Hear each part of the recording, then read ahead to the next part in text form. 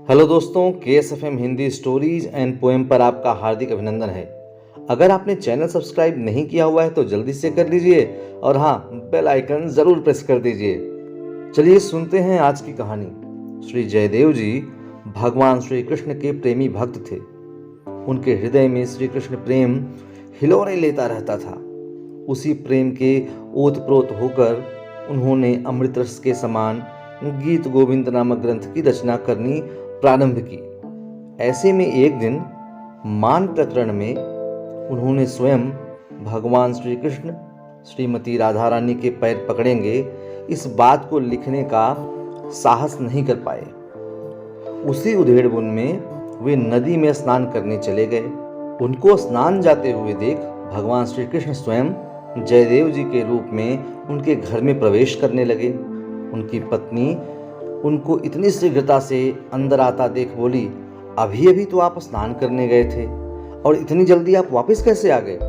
जयदेव रूपी भगवान श्री कृष्ण ने उत्तर दिया, जाते जाते एक बात मन में आ गई, बाद में कहीं भूल न जाऊं इसलिए लिखने आ गया। जयदेव रूपी भगवान श्री कृष्ण ने भीतर जाकर उन लिखे हुए पन्नों पर देहि पद पल्लव मुदारम लिखकर उस श्लोक को पूरा कर दिया।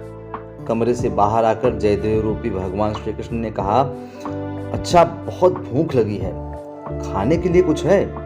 श्रीमती पद्यावती जी ने आसन बिछाया, उनको बिठाया और ठाकुर को अर्पित किया हुआ भोग उनके आगे सजाया। भगवान रूपी जयदेव उसे खाने लगे। कुछ देर बाद हाथ धोकर अंदर विश्राम को चले गए। श्रीमती पद्यावती जी अभी पति द्वारा छोड़ा हुआ प्रसाद पाने बैठी ही थीं कि किसी ने दरवाजा खटखटाया। उन्होंने उठकर द्वार खोला तो देखा जयदेव जी खड़े हैं। बड़ी हैरानी से बोली, अभी आप स्नान से आए, कुछ लिखा, प्रसाद पाया, विश्राम के लिए भीतर चले गए। मेरे मन में कुछ संदेह होता है कि वो कौन थे और आप कौन हैं? परम भक्त जयदेव जी सब समझ गए। वे शीघ्रता से घर के भीतर गए। उनका सारा ध्यान उस अधूरे श्लोक की ओर था जिसे वे आधा छोड़कर चले गए थे। वे अपनी पोथी खोलकर दिव्य अक्षरों का दर्शन करने लगे। रोमांच हो आया तथा प्रेमावेश में उनका हृदय उमड़ आया। उनकी आंखों से अश्रुधाराएं प्रवाहित होने लगी।